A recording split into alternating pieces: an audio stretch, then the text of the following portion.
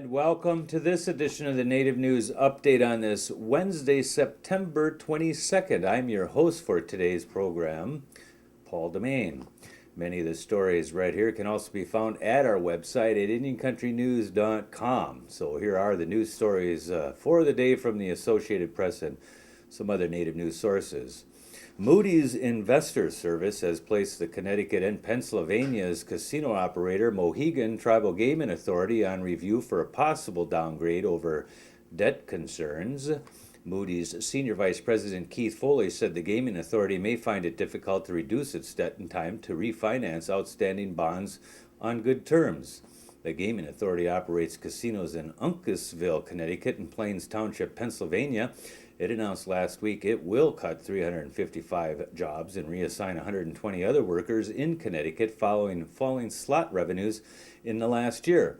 The Mohegan Sun Casino in Uncasville is one of the country's largest tribal casinos and employs more than 9,000 people. Central South Dakota Telephone Company, in a legal dispute with a national wireless carrier, says Sprint Nextel Corporation has rejected its settlement offer. Sprint alleges in its lawsuit that Native American Telecom operated a scheme to obtain more money from the communications giant. Native American Telecom disputes the claim. The tribal business that serves the Crow Creek Reservation offered to charge 1 cent per minute for calls instead of a 5-cent rate common for a rural area. Attorney Scott Swire said Sprint did not accept the offer. Sprint spokesman John Taylor told the Argus Leader that the company doesn't comment on litigation. New York City investigators secretly videotaped cigarette dealers on a Long Island Indian reservation illegally selling untaxed smokes for resale at city bodegas, officials said.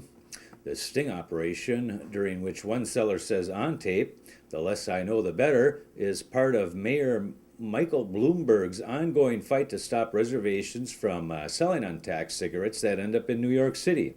Native Americans are allowed to buy untaxed cigarettes on reservations, but only for their personal use and not for resale. In an effort to prove shops are flouting the law, Bloomberg's administration sent undercover investigators to the Poospatuck Reservation last week. The investigators, who wore hidden cameras, told 2 separate sellers that they were buying cigarettes to sell in New York City and were able to purchase 60 cartons of untaxed smokes each. Another federal judge is blocking state officials from collecting taxes on cigarettes sold by tribes and American Indians in New York. This time it's involving the Mohawks in northern New York State. U.S. District Judge Lawrence Kahn is blocking the tax collection until he decides whether to issue an injunction sought by the Mohawk, who claim the taxes violate their tribal sovereignty. Kahn is ordering a hearing for September 23rd in Albany, New York. Seattle's police force is changing its command ranks to boost training and community involvement following an officer's fatal shooting of a woodcarver in a downtown intersection recently. Chief John Diaz has named Nick Metz as Deputy Chief of Operations and Community Building. 8 other commanders have been given new responsibilities to help fight crime while developing closer ties with the city residents. On August 30th, a Seattle officer, Ion Burke, fatally shot 50-year-old John T. Wlliams, a First Nations totem carver. Burke said saw Wlliams with a knife and repeatedly ordered him to drop it just before shooting him 4 times from a distance of 9 to 10 feet. Members of the Seattle's Native American community and civil rights advocates have criticized the officer's actions, questioning whether deadly force was necessary in that case. Diaz said his department will submit its investigation of the shooting to 2 other police agencies for an independent review. Vandals defaced a rock art panel at northern Arizona's Keyhole sink in the Kaibab National Forest. The site is only accessible by hiking nearly a mile. It consists of rock art known as petroglyphs made by Native Americans at least 1,000 years ago. The Kaibab archaeologists described the vandalism as a senseless act that damaged fragile rock art and degraded a special place enjoyed by several thousand visitors each year.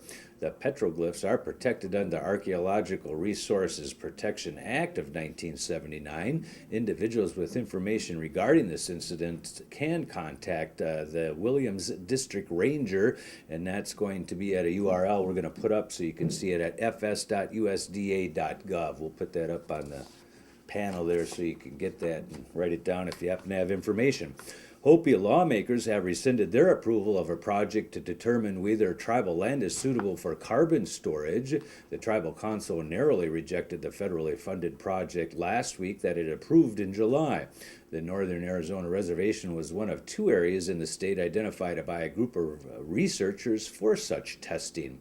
Lawmakers raised concerns about potential environmental damage, groundwater contamination, and risks to public safety in rescinding prior approvals.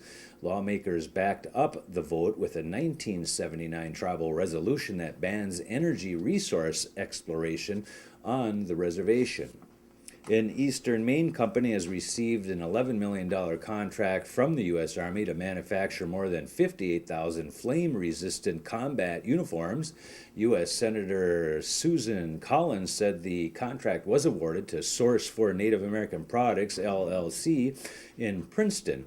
The company was formed in the year 2003 in partnership with the Passamaquoddy tribe and JMP Apparel.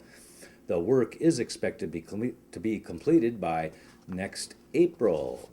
The Mashpee Wampanoag have received a $12 million loan from the federal government to build a new administrative center. Wampanoag Chairman Cedric Cromwell says the 40,000 square foot building will house the tribe's administrative offices, health clinic, and tribal court. It will also feature a gymnasium, a library, and a function hall and a lounge for tribal elders. Cromwell tells the Cape Cod Times the new center, which will have curved roof lines to resemble a turtle, will enable the federally recognized tribe to unify their services.